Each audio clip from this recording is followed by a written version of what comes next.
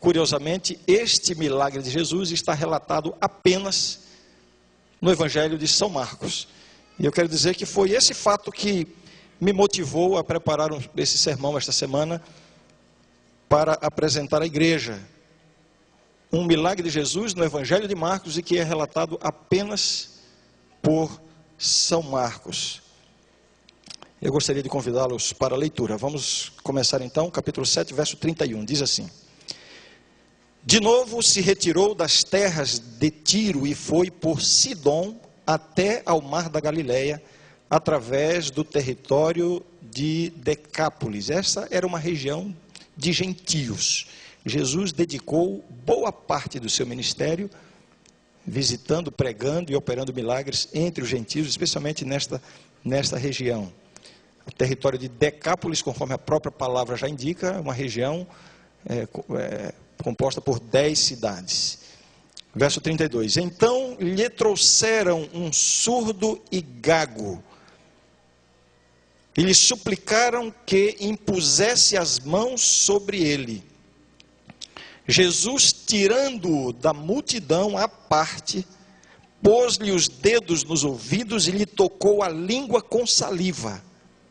Depois, erguendo os olhos ao céu, suspirou e disse: Efatá, que quer dizer, abre-te.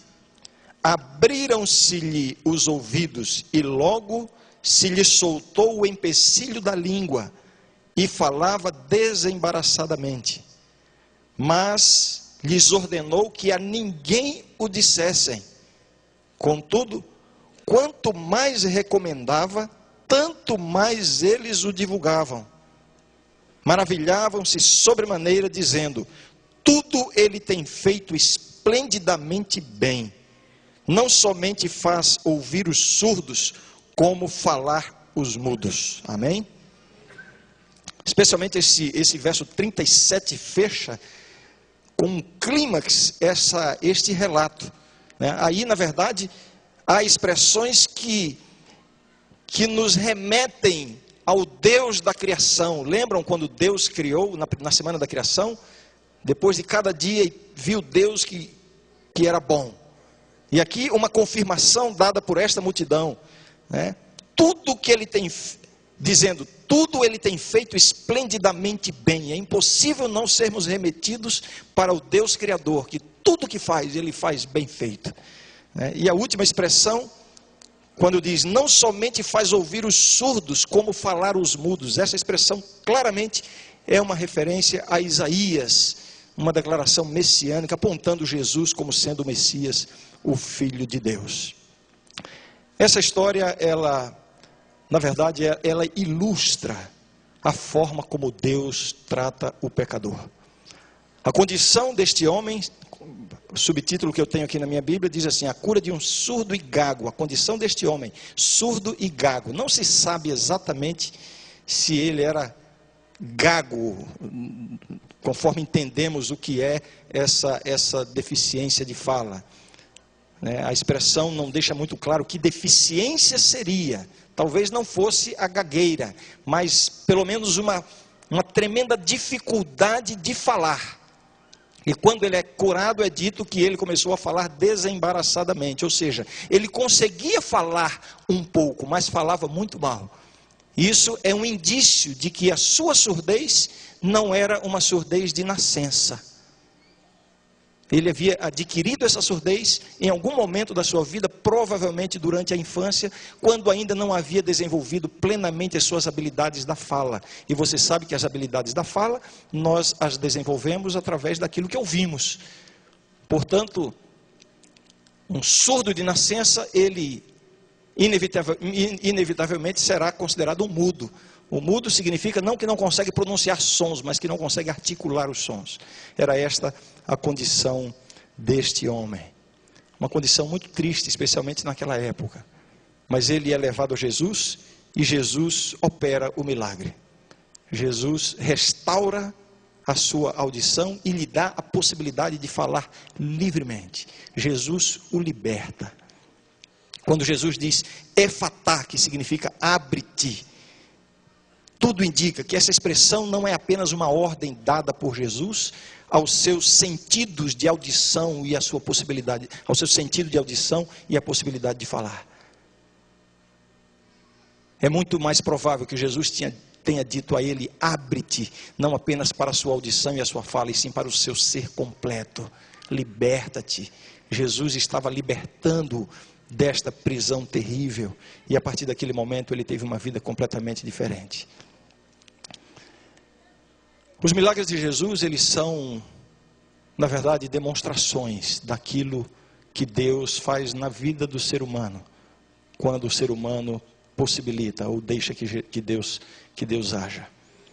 A importância dos milagres de Jesus relatados na Bíblia, a importância não está nos milagres em si, e sim a importância está naquilo para que o milagre aponta. É por isso que, de maneira tão apropriada, especialmente no Evangelho de João, os milagres de Jesus são chamados de sinais. Um sinal é algo que aponta para uma realidade mais importante. Portanto, aqui está um sinal. Jesus não estava apenas curando aquele homem surdo e gago. Jesus estava fazendo muito mais do que isso.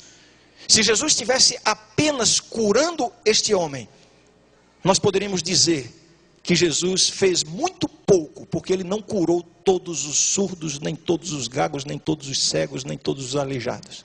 Na verdade, Jesus estava dando um sinal daquilo que ele pode e quer fazer na minha vida e na sua vida. A minha mensagem desta manhã tem um objetivo claro: refletir com a minha querida igreja que Deus tem poder de nos libertar de tudo aquilo que de alguma forma limita a nossa vida espiritual.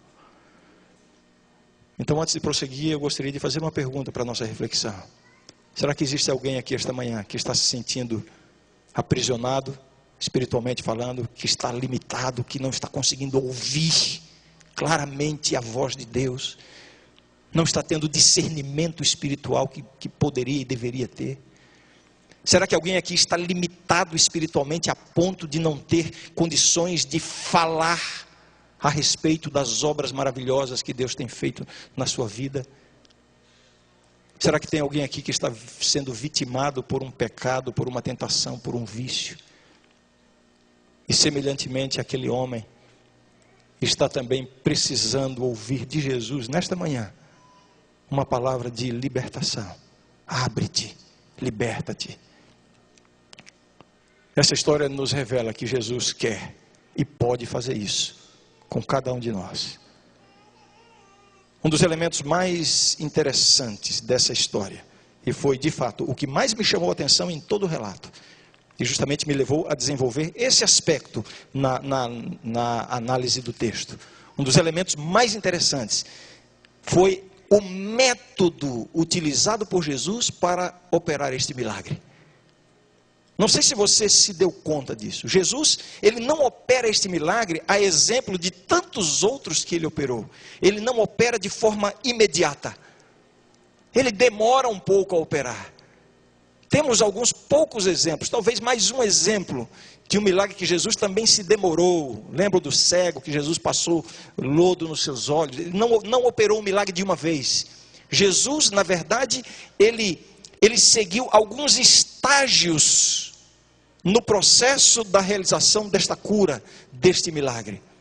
E curiosamente, Jesus, ele fala ou ele se expressa de maneira a ser compreendido, não apenas pelas pessoas que trouxeram aquele homem surdo, não apenas ser compreendido, não apenas pela multidão que estava diante de si, mas ele se expressa de tal maneira a ser compreendido por aquele homem surdo. Como é que nós podemos nos fazer compreensíveis a alguém que é surdo? Temos aqui alguns especialistas, né? O nosso grupo de Libras. Como é que nós podemos fazer? Através de sinais. E vejam que foi exatamente essa metodologia que Jesus usou para poder ser compreendido. Jesus prosseguiu em 5 estágios, 4 deles usando a linguagem de sinais. Ele usou a linguagem de sinais para ser entendido claramente. Que linguagem foi essa? Quando os homens trouxeram o surdo perante Jesus e pediram que Jesus lhe impusesse as mãos. O que Jesus faz? Em primeiro lugar, Jesus toma o surdo e o separa da multidão. Em seguida, Jesus toca nos seus ouvidos, depois na sua língua, com o dedo umedecido com a própria saliva. Depois Jesus olha para o céu e dá um suspiro. E a expressão aqui denota um suspiro profundo, como que motivado por uma angústia muito grande. Evidentemente o surdo não ouviu o suspiro, mas percebeu claramente qual era o sentimento de Jesus naquela hora. Jesus se expressa através de sinais a fim de ser compreendido. E então, finalmente, é que Jesus fala: Éfatá, abre-te. Cada um desses passos dados por Jesus, nos ensinam algumas lições de como Deus atua na nossa vida também. Antes de analisar cada um desses passos, eu quero chamar a atenção para a atitude de Jesus diante do pedido que lhe foi feito pelas pessoas que trouxeram o homem surdo. O homem surdo não veio a Jesus por sua própria vontade, de sua própria iniciativa. Ele veio trazido por algumas pessoas. Não é mencionado se essas pessoas eram amigos, familiares, não é mencionado. As pessoas fazem um pedido a Jesus. Essas pessoas, esses homens que trouxeram o surdo perante Jesus, provavelmente já haviam acompanhado diversos feitos de Jesus. Provavelmente tinham ouvido o testemunho do endemoniado de Gadara, que fora liberto por Jesus pouco tempo atrás, exatamente naquela região. Provavelmente eles tinham visto e presenciado Jesus operar alguns milagres. E então eles chegam com toda a confiança de que Jesus vai operar um milagre. E eles dizem o método que Jesus deve usar. Trouxeram o surdo a Jesus para que Jesus lhes impusesse as mãos. Vejam, eles nem pedem que Jesus realize a cura. Eles estavam mais concentrados no método do que mesmo na pessoa de Jesus. E aí, a atitude de Jesus.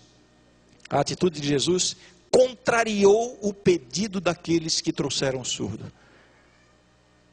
E frustrou a expectativa da multidão. A multidão, aquela multidão que estava ali, eles eram atraídos. Boa parte da multidão era atraída exatamente pelas coisas extraordinárias que Jesus operava.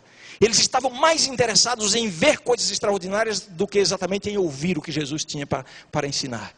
Os homens chegam e dizem, e pedem que Jesus imponha uma mão sobre o surdo. Jesus simplesmente decide contrariar o pedido daqueles homens. Ele frustra a expectativa da multidão e usa um método completamente diferente daquele que lhe foi solicitado. Será que você consegue aprender uma importante lição dessa atitude de Jesus? Eu creio que sim.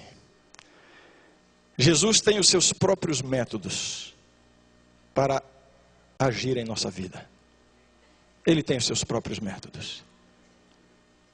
Quantas vezes nós vamos a Deus com uma resposta pronta, um caminho pronto, e pedimos que Deus haja conforme a nossa visão e a nossa compreensão das coisas. Quantas vezes analisamos a nossa própria vida, os problemas, as crises que enfrentamos, discernimos a solução e clamamos a Deus pela solução. Só que quantas vezes Deus frustra as nossas expectativas e contraria o nosso pedido. Mas nós precisamos aprender nessa manhã que Jesus tem os seus próprios métodos para agir em nossa vida. Quantos exemplos nós temos na Bíblia disso? Somente para citar dois. Eu me lembraria aqui juntamente com vocês de Naamã. Naamã, acometido por uma lepra, vai ao profeta na expectativa de receber um passe de mágica. Traz um presente, traz uma porção de presentes para recompensar o passe de mágica que o profeta lhe faria para curar da sua enfermidade. Para sua surpresa, o profeta nem sai para atendê-lo, a um homem tão importante. Simplesmente manda um recado para ele banhar-se 7 vezes no Rio Jordão. Ele se revolta com a atitude. Ele diz assim, mas será que não, em Damasco não há rios que são melhores do que esse daqui? E simplesmente vai embora. E então um soldado se aproxima de Naamã e diz, mestre, se o profeta tivesse pedido uma coisa difícil, você iria fazer tudo para realizar. Mas como ele lhe pediu uma coisa tão fácil, o que custa? E então ele precisou se humilhar, ir ao Jordão e banhar-se 7 vezes, contrariando a sua expectativa de como Deus deveria realizar o milagre, frustrando as suas expectativas. Mas foi aí que ele encontrou a cura. Jesus tem os seus próprios métodos para agir em nossa vida. Um segundo exemplo que eu daria, o exemplo do apóstolo Paulo. O apóstolo Paulo viveu um momento difícil, ou uma experiência difícil na sua vida e no seu ministério. Algo que o incomodava tremendamente. Ele chama esse incômodo de o espinho na carne, mensageiro de Satanás. Eu já encontrei pelo menos 6 ou 7 tentativas de explicação ou de identificação do que seria esse espinho na carne. Desde tentação sexual até um problema de vista, que provavelmente é a possibilidade mais aceita. Embora um argumento revele que muito provavelmente esse espinho na carne era uma luta espiritual que ele tinha, porque isso é expresso em diversos lugares das suas epístolas. Mas não importa que espinho é esse, o apóstolo Paulo vivia uma situação, uma experiência dificílima, e então ele recorre a Deus para ser liberto daquele problema, e ele diz a Deus o que Deus deve fazer. E ele ora 3 vezes ao Senhor, para que o Senhor lhe tire o espinho na carne. Este é o método que ele quer apresentar a Deus para ser livre ou para superar aquela deficiência. Tira de mim este espinho na carne. Mas para a frustração das suas expectativas, Deus contrariou o seu pedido. A resposta de Deus qual foi? Não vou tirar o espinho. Isso significa que Deus não fez nada na vida de Paulo? Isso significa que Deus não operou nenhum milagre na vida de Paulo? Ora, a vida do apóstolo Paulo, o ministério do apóstolo Paulo, é uma evidência de que a vida dele foi um grande milagre. Só que Deus operou esse milagre não da forma como ele pediu, nem da forma como ele esperava. Mas Deus operou da melhor maneira. A minha graça te basta. Paulo achava que precisava ser liberto do espinho. Deus sabia que o que Paulo realmente precisava não era ser liberto do espinho na carne. O que realmente Paulo precisava era da atuação da graça, da sua graça, da graça de Deus no seu coração. Por isso ele diz, a minha graça te basta. Deus tem seus próprios métodos para agir em nossa vida. Aqueles homens trouxeram e disseram, Senhor, impõe as mãos sobre ele. Eles nem pediram, Senhor, cura o surdo. Eles não pediram cura, eles estavam tão concentrados no método, que se esqueceram de se concentrar na pessoa de Jesus. Mas eu queria compartilhar essa grande verdade. E eu imagino que haja algumas pessoas aqui esta manhã, que vieram à igreja hoje, precisando ouvir isso. Deus tem os seus próprios métodos para agir em nossa vida. E esses métodos, muitas vezes, vão contrariar as nossas maiores expectativas. E os nossos mais sinceros pedidos. Mas você esteja certo, quando Deus age, Ele sempre age da melhor maneira. Você ora para passar no vestibular, e Deus responde não deixando que você seja aprovado. Já aconteceu isso? Ou aconteceu isso com alguém aqui essa manhã? Você ora para Deus abençoar o seu namoro, e aí você leva um fora da namorada. Deus não ouviu. É que você apresentou o método e não se concentrou na pessoa. Deus tem os seus próprios métodos para agir em nossa vida. Você ora por uma bênção material e em seguida perde o emprego. Deus permite que as suas expectativas sejam frustradas, que o seu pedido seja contrariado. Mas isso é porque Deus tem os seus próprios métodos para agir em nossa vida. Você pede para Deus conduzi-lo numa direção, mas as circunstâncias da vida levam você para o outro lado. Parece que tudo é diferente daquilo que você imaginou, sonhou e pediu a Deus. Mas você só precisa de uma coisa: confiar no Senhor. Confiar e saber que Ele, Deus, tem os seus próprios métodos para agir em nossa vida. Ainda essa semana, eu e Mara estávamos dirigindo um concílio de pastores em Rondônia. Tivemos a oportunidade de voltar a um lugar onde trabalhamos alguns anos atrás. E chegando lá eu conheci um pastor novato naquela região, um dos departamentais, e depois ele veio falar comigo e eu descobri que eu não estava conhecendo, então eu já o conhecia há muito tempo, mas não me lembrava dele.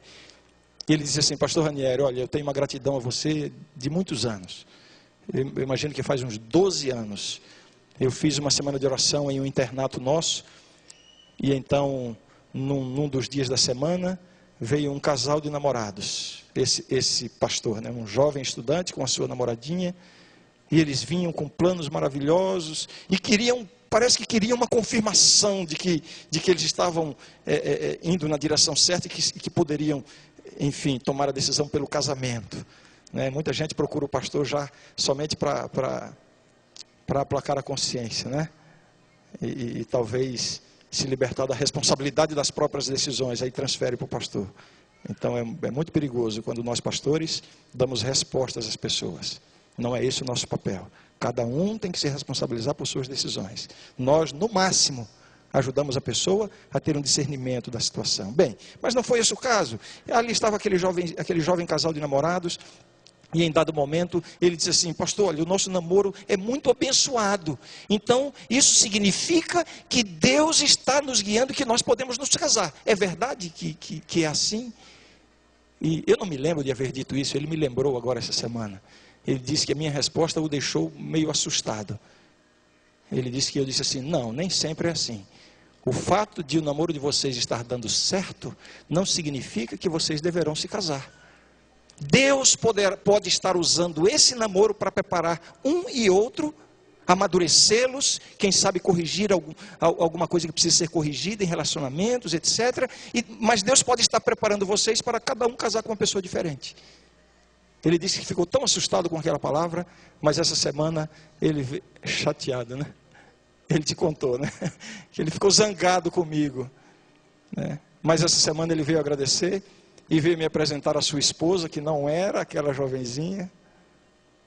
2 filhos, uma família maravilhosa. E ele disse: pastor, eu nunca imaginei que aquelas palavras fossem tão verdadeiras. Eu tinha um plano, eu tinha uma visão, eu tinha uma expectativa, eu tinha um pedido a Deus, mas de repente Deus frustrou todos os meus planos, as minhas intenções, as minhas expectativas, e contrariou o meu pedido.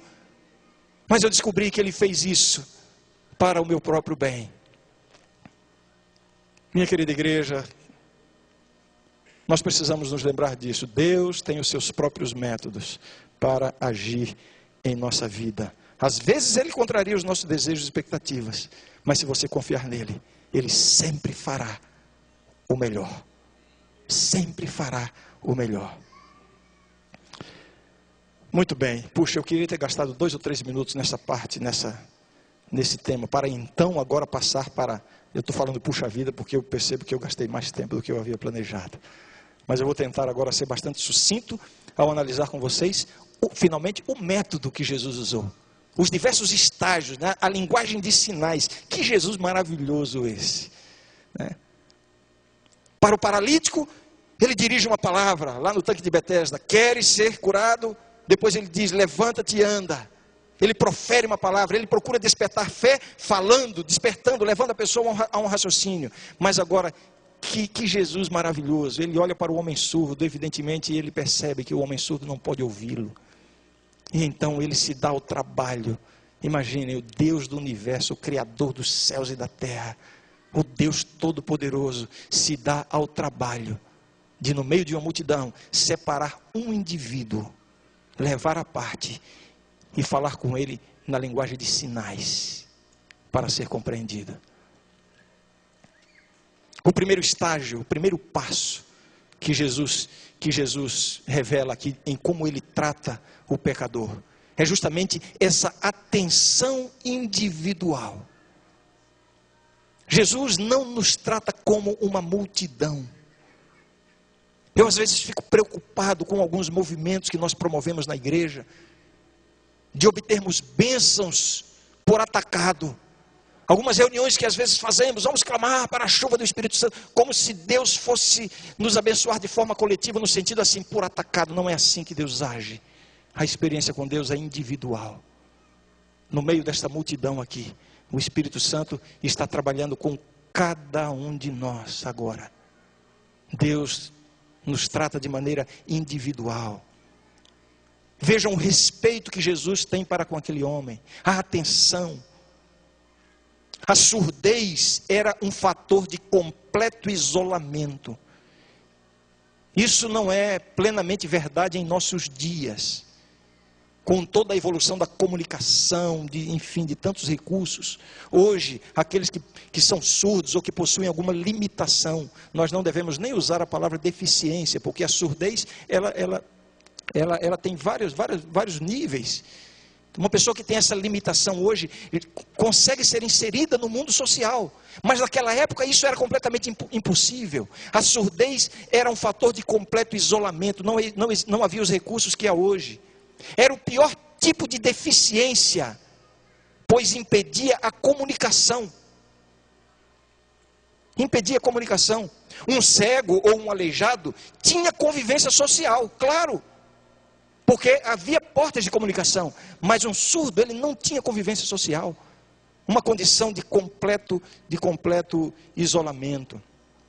Sem contar que a surdez provoca um constrangimento público, pelo fato de não ser percebida facilmente. Você olha para uma pessoa surda, você não identifica como... Você olha para um cego, para um aleijado, você percebe claramente. Mas um surdo você não percebe. Isso provoca um constrangimento, não apenas nele, mas nas pessoas que o cercam, quando percebem que há uma barreira e não sabiam. Eu vivi isso há pouco tempo atrás, há um mês atrás, estávamos nos Estados Unidos com a minha esposa, vocês sabem disso, e em dado momento eu precisava pegar uma rodovia, e eu estava na dúvida se eu deveria pegar aquela rodovia para oeste ou para leste. Uma pequena dúvida, né? Se eu errasse, iria enfim.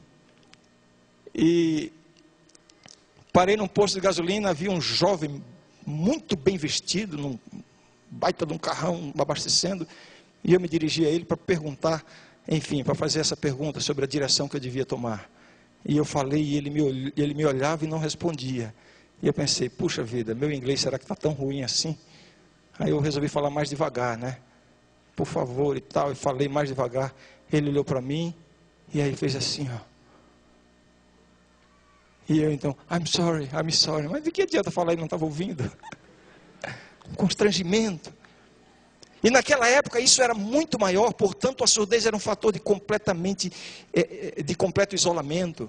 Outra coisa, como a surdez impede a possibilidade de falar claramente, e os sons que são emitidos não são sempre inteligíveis, as pessoas tendem a confundir ou associar a surdez com deficiência mental.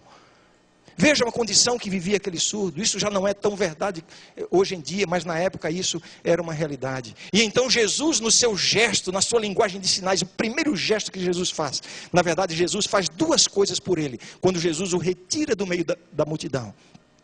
A primeira coisa, Jesus o poupa de uma exibição pública, à qual ele não estava acostumado. Ele vivia isolado. Ele estava constrangido, ele não podia se concentrar em Jesus, sendo observado por tantas pessoas, ele não estava acostumado com isso, e Jesus sabia que antes de receber a bênção, ele precisava exercer fé, e então Jesus o leva para um lugar à parte, e aí Jesus faz a segunda coisa por ele, demonstra interesse pessoal. É assim que Deus quer agir na nossa vida. Nós vivemos no meio da multidão, nós vivemos abarrotados de atividades, nós vivemos... Deus sempre terá tempo para nós, individualmente. O problema é que nós quase nunca temos tempo para Deus. As grandes obras que Deus quer fazer na sua vida, Ele as fará no isolamento, na devoção pessoal, quando você estiver a sós com Ele. É aí que Deus opera os grandes milagres em nossa vida. Eu acho que eu já disse isso aqui em outras pregações que fiz. A vitória sobre o pecado e as tentações. Essa vitória, ela não é alcançada no momento da tentação. Essa vitória é alcançada nos nossos momentos a sós com Deus. Deus quer nos retirar para um lugar isolado, mas nós nem sempre temos tempo. Nós estamos tão ocupados com as nossas necessidades, com a nossa vida, com os nossos projetos, enfim, temos tanta coisa que fazer, que não nos sobra tempo para o mais importante. Essa semana eu li uma história que foi no mínimo interessante. Uma mulher grávida de 9 meses, o seu marido, um desses homens que viviam apressados, saía cedo, vivia ocupado, trabalhando e tal. No meio da madrugada ela acorda o marido e diz: meu bem, está na hora, precisamos ir para o hospital. E então ele, acostumado a correr, dá um salto e se arruma e pega as coisas e tal. E na pressa de atender o nascimento do seu filho, que estava ali na iminência de sair, ele foi para o hospital e deixou a mulher em casa, na sua pressa. Por que você está rindo? Está se identificando com ele? Está esquecendo o mais essencial? Você às vezes quer viver a vida cristã, quer ser um cristão vitorioso e não tem tempo para o mais essencial, que é estar a sós com Jesus. Você percebe isso? Esse foi o primeiro passo que Jesus deu ao tratar o surdo. Jesus o leva para um lugar à parte, ali ele lhe dá atenção especial. O segundo passo, vamos ler. Eu peço que você permaneça com a Bíblia aberta, né? Olha, você sabe que quando eu vou pregar, você tem que abrir a Bíblia e deixar a Bíblia aberta. Né? Alguns já sabem, outros não aprenderam. São Marcos capítulo 13. É isso? Marcos capítulo 7. Queria saber se vocês estavam atentos, né? São Marcos capítulo 7. Né?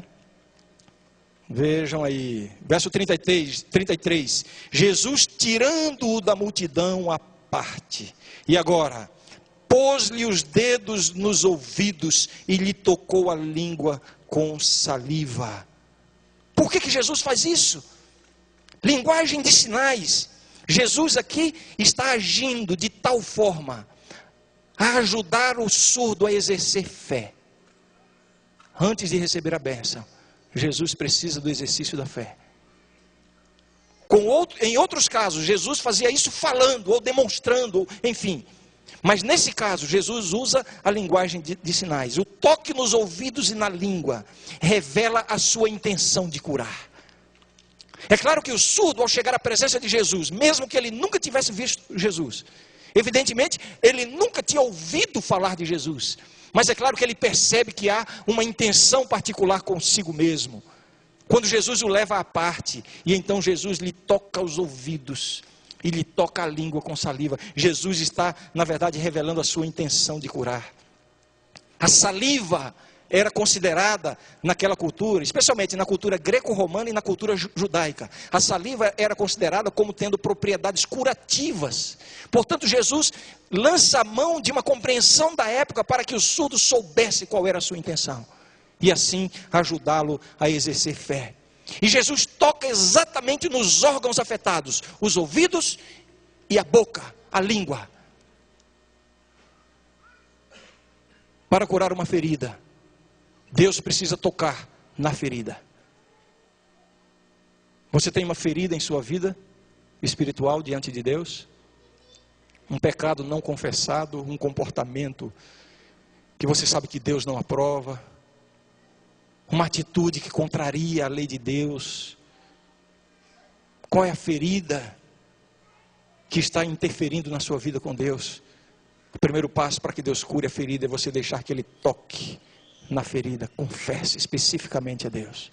Nós temos que abrir as nossas feridas diante de Deus. E diante das pessoas, quando essas feridas envolvem outras pessoas. Abrir a ferida para que Ele toque exatamente onde está precisando de cura. Interessante é que Jesus usa exatamente essa sequência. Jesus toca os ouvidos e depois a língua. Eu não sei, mas me parece que há aqui uma indicação de uma prioridade nessas duas capacidades humanas: ouvir e falar. Ouvir deve ter prioridade diante de falar. Viu, Mara? Não, estou brincando. Poxa vida, eu nem posso insinuar isso hoje aqui, né? Porque a Mara hoje deu uma lição ao pastor de como se faz o momento de anúncios na igreja. Acho que ela não demorou 30 segundos e falou tudo. Bem, brincadeirinha à parte, Ouvir deve ter prioridade. Parece que Jesus usa essa sequência para indicar a ordem apropriada para o uso desses sentidos. A Bíblia diz: a fé vem pelo ouvir. O testemunho que você dá o testemunho daquilo que você ouviu e viu. Primeiro ouvir. Para falar bem, é preciso aprender a ouvir bem. Ah, que lição para todos nós, não? O que acham? O que acham? Nós somos tão prontos a falar e tão indispostos a ouvir muitas vezes. E aqui eu mencionaria um outro tipo de surdez, né? Existe a surdez patológica aqui, a doença física, mas existe aquela surdez intencional. Existe ou não existe? Existem os surdos que se fazem surdos. Pior do que ser surdo é fazer-se surdo. É o que podemos chamar de a surdez seletiva. A pessoa só ouve o que quer ouvir. Estou pensando num exemplo aqui, mas eu não sei se eu devo dar o exemplo, porque eu não pedi a autorização da pessoa. Bem, mas eu não vou identificar quem é a pessoa. Lá em casa tem uma pessoa, aliás, uma pessoinha. Não vou dizer quem é para não identificar, porque... Uma pessoinha que parece que tem essa surdez seletiva às vezes. Eu digo isso com toda tranquilidade, porque eu acho que na casa de quase todos vocês tem uma pessoinha, ou mais de uma pessoinha com esse tipo de surdez, né? Termina o almoço, raramente tem sobremesa lá em casa, por decisão nossa. Mas quando tem, às vezes ficamos somente eu e a Mara na mesa. Aí quando tem alguma coisa, às vezes ela diz assim, bem, quase cochichando: Rani, tem uma sobremesa, você quer? A Renata, não era para eu dizer o nome. A pessoinha pode estar do outro lado da rua, lá no fundo do quintal que ela ouve a palavra sobremesa. Ela vem correndo. Agora, às vezes, Renata, vem ajudar a arrumar as coisas. Vem. Desculpe, não era para eu dizer o nome de novo. Mas olha, pode chamar, que ela não ouve. Depois que a gente vai reclamar, não, mas eu não ouvi. Isso aqui, na verdade, representa a atitude que nós mesmos temos diante de Deus. A surdez seletiva. Você tem ouvido a voz de Deus falando ao seu coração? Você tem ouvido? Ou você só ouve aquilo que lhe interessa? O que é que lhe interessa da palavra de Deus? As promessas? As garantias? Os livramentos? As bênçãos? Os milagres? Ah, sim! Quando você ouve isso de Deus, você suspira de emoção e diz, puxa, Deus está falando, e você sai cheio de confiança. Mas quando Deus lhe faz uma repreensão, quando Deus lhe aponta uma condenação por um comportamento, por uma atitude, por um pecado, você prefere aplicar isso aos outros. E você se faz surdo. Pior do que ser surdo é fazer-se surdo. E aí Jesus toca os ouvidos e a língua daquele homem. Com o objetivo de quê? De despertar a fé. Primeiro passo, Jesus dá uma atenção individual. Depois Jesus, com esses gestos, procura despertar a fé. Verso 34, leia comigo o verso 34, começo do verso. Depois, erguendo os olhos ao céu. Por que Jesus faz isso? Jesus se aproxima, primeiro, separa o homem da multidão, toca nos seus ouvidos, na sua língua, revelando a sua intenção de curar, despertando a fé. Em seguida Jesus olha para o alto. Imagino que Jesus até ergueu os braços. O que Jesus está fazendo? Jesus está mostrando para ele, na sua linguagem de sinais, onde está a fonte da bênção. Jesus está conduzindo a mente e o coração daquele homem para o Pai. Eu tenho certeza que aquele homem nunca se esqueceu desse gesto de Jesus. Eu tenho certeza que em todos os momentos de crise e dificuldades, ele se lembrou onde está a fonte da bênção e foi ao Pai. Vejam como Jesus está fazendo. Em seguida, verso 34 ainda, vejam. Depois, erguendo os olhos ao céu, suspirou. Esse suspiro profundo de Jesus. Quase um choro. O que Jesus está fazendo aqui? Jesus aqui está expressando de maneira visível e audível. Pelo surdo provavelmente não foi ouvido, mas foi visto. Esse suspiro de Jesus, uma expressão no contexto desse grande conflito entre o bem e o mal. Uma expressão da dor que o próprio Jesus sentiu, ou sentia, pela dor daquele homem. Jesus não nos atende, não nos socorre, porque se sente na obrigação por ser o nosso Criador. Jesus nos socorre, porque, antes de qualquer coisa, Ele sente a nossa dor. Esse suspiro revela compaixão. É isso que Jesus está demonstrando. O sofrimento humano sempre despertará a compaixão de Deus. Até o seu sofrimento. Ah, pastor, mas o meu sofrimento é resultado dos meus erros, é resultado dos meus pecados. Eu sou culpado por isso. Deus não tem nada a ver com isso. Não importa. Deus sente a sua dor e Ele sente compaixão pelo seu sofrimento, independente da causa do seu sofrimento. O suspiro de Jesus revela isso. Ele sempre está disposto a receber o sofredor, seja qual for a sua condição espiritual. Jesus, ao dar esse suspiro, Ele revela que Ele não é simplesmente um milagreiro a mais. Ele não está apenas ali fazendo um passe de mágica, uma demonstração pública. Ele age por amor e verdadeiro interesse na pessoa. E é esse sentimento que Jesus tem por mim e por você. E eu quero repetir, inclusive você que está longe dos caminhos de Deus, você que está fazendo tudo errado, você que está trazendo para si mesmo toda a dor, o sofrimento e as crises, eu diria, a compaixão e o amor de Jesus são ainda mais intensos por você, a ovelha perdida, não é assim? O filho pródigo.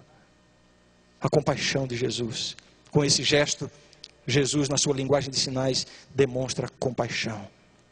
Finalmente, verso 34, a última parte. Vamos ler o verso 34. Depois, erguendo os olhos ao céu, suspirou e disse: Efatá, que quer dizer? Abre-te. Abre-te. O que Jesus está fazendo agora? Primeiro, linguagem de sinais. Jesus dá atenção individual, revela interesse pessoal naquele homem. Depois Jesus, ao tocar os seus ouvidos e a sua língua, Jesus está se esforçando para despertar nele uma experiência de fé. Em seguida, Jesus olha para o céu para mostrar a ele a fonte da bênção, remetê-lo para o Pai. Depois Jesus deixa claro que ele está agindo por amor, por compaixão, que ele está sentindo a dor daquele homem ao dar o seu suspiro. Agora ele se volta para o homem e agora ele fala, pela primeira vez, com o surdo: abre-te, abre-te. Efatá. O que aconteceu? O que aconteceu? O milagre foi operado. Eu tenho uma curiosidade aqui, mas eu vou matar essa curiosidade só quando eu tiver a oportunidade de perguntar ou para esse ex-surdo ou para o próprio Jesus, se o surdo ouviu a palavra efatá. Você fica curioso por isso? Ou se ele ouviu pelo menos um pedaço da palavra, né? Quando Jesus proferiu a palavra de Jesus opera o milagre. E aí ele ouviu, talvez ele tenha ouvido somente o fatá, que acha, ou talvez o tá, mas o milagre foi imediato. O poder da palavra de Jesus.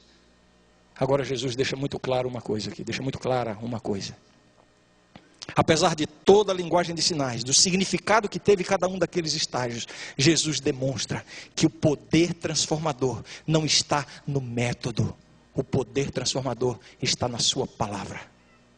É somente aí que o surdo é curado. Não é quando Jesus lhe toca os ouvidos ou a língua. É quando Jesus fala. Apesar de toda a dramatização, o milagre só acontece quando Jesus fala. O agente da cura foi a palavra. Talvez o surdo não tenha ouvido pelo menos o início da palavra, efatá, mas certamente percebeu que o milagre aconteceu pela palavra de Cristo. Tem alguém aqui essa manhã que está precisando de um milagre de transformação na sua vida?